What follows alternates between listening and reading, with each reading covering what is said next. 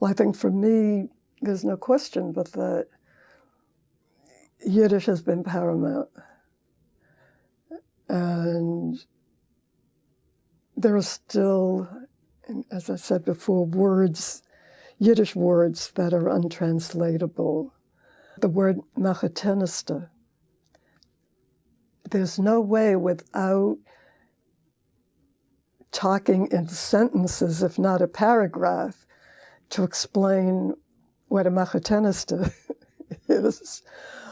A makheteneste is the mother of your son or daughter's spouse.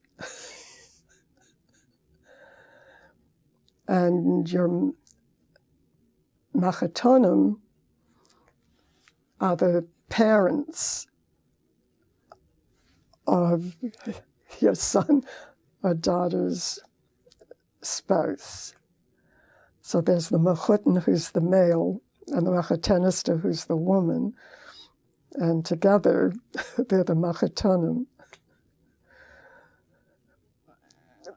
But it has a flavor that those words simply don't convey. Right. It's hard to describe.